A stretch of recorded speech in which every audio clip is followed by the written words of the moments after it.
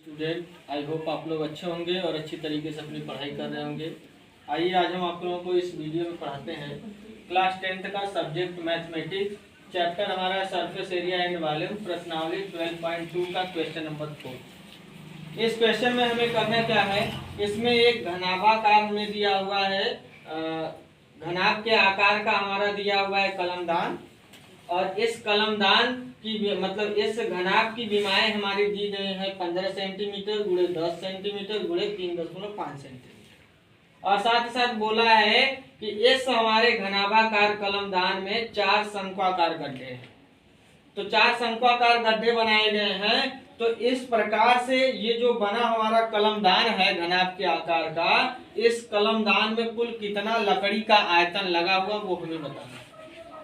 तो हम क्या करेंगे, सबसे पहले प्रश्न में जो दिया है वो लिखते हैं।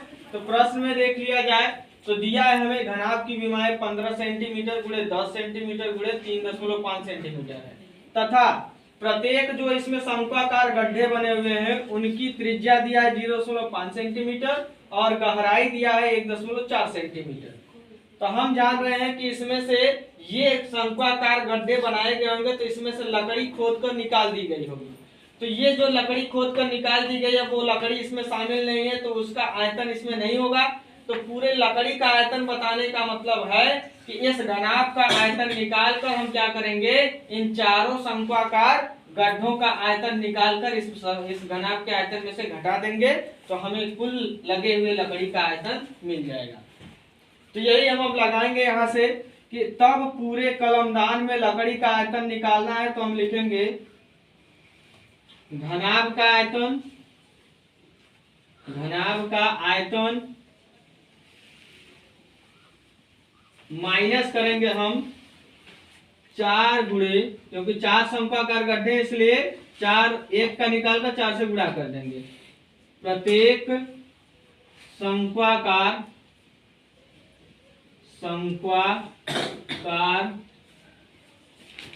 गड्ढे का आयतन ये लगाया जाएगा। तो चलिए लगा लेते हैं। हम जानते हैं घनाभ का आयतन होता है लंबाई गुणे चौड़ाई गुणे ऊंचाई, यानी जो विमाएं इनकी गुणा कर देंगे। 15 गुणे 10 गुणे 3.5। एक शंकु का आयतन होता है 1/3 पाई r स्क्वायर एच। यहाँ पर गहराई हमारी यही ऊंचाई में कन्वर्ट हो जाएगी, यानी कि ऊंचाई के स्थान पर गहराई ली जाएगी। तो रख लेते हैं, इसका गुणा इसमें करेंगे 35 हो जाएगा, -4 गुणे 1/3 गुणे 22/7। आर की बात करेंगे तो आर की वैल्यू हो जाएगी यहाँ पर हमारी 0.5 का होल स्क्वायर गुणे एच की वैल्यू हो जाएगी 1.4। तो 7 से भाग दे देंगे, 7 से काटेंगे, 7 दूनी 14 हो जाएगा। अब यहाँ पर 15 पचे 75 हो जाएगा, 15 तिया 45, 7 52 हो जाएगा। माइनस यहाँ पर देखा जाए तो इसका गुणा कर देंगे 4 दूनी 8 और यहाँ हो जाएगा 8 दूनी के 16, 8 दूनी के 16, 1 17, 1 अंक पर 1 अंक पर 0 हो जाएगा। गुणे 5 पचे 25, 0.25 होगा और बटे को 3 हो जाएगा। तो यहाँ से आ गया 525 माइनस के, यहाँ पर देखा जाए तो हम 25 का गुणा कर दें या फिर 3 से पहले इसे भाग दे दें। 3 से भाग देंगे तो 3 पचे 15, 2 जाएगा यहाँ से तो 26 हो जाएगा, 3 8 24 हो गया, 24 हो गया तो 1 बचा, फिर 10 हो जाएगा, यानी कि 3 त्रिका 3 8 24 2 20 होगा, तो 3 छक्का 18 समथिंग मान लेंगे, इतनी बार में ये कट जा रहा है इस 3 से। तो 25 से गुणा करेंगे, 25 छक्का 150 हासिल हो गया हमारा 15, 25 सत्ते 175, 175 में यदि हम 15 जोड़ते हैं तो 175 में 15 जोड़ा जाएगा तो 90 हो जाएगा, 190 हासिल हो गया 19, 25 से कम 25 में 19 जोड़ दें तो 25 में 19 हम जोड़ेंगे तो यहाँ पर हमारा हो जाएगा 25 44 हो जाएगा, और दशमलव यहाँ हो जाएगा हमारा 2 अंक पर यहाँ, 2 अंक पर यहाँ, तो 4 अंक पर हो जाएगा, यानी दशमलव हो जाएगा ये 0.1। तो घटा देंगे तो इसमें से यहाँ हो जाएगा 525.0000 में से हमें घटाना है 0.44 ये 00। तो ये हो जाएगा 0 में से 0 गया 0, 10 में से 4 6, 10 में से 4 यहाँ हो जाएगा 10, 10 इसको दिया तो यहाँ 9, 9 में से 4 5 हो जाएगा, यहाँ आ जाएगा 4, यानी 524.56 इतना सेंटीमीटर क्यूब आएगा। यही आना चाहिए इसका आयतन।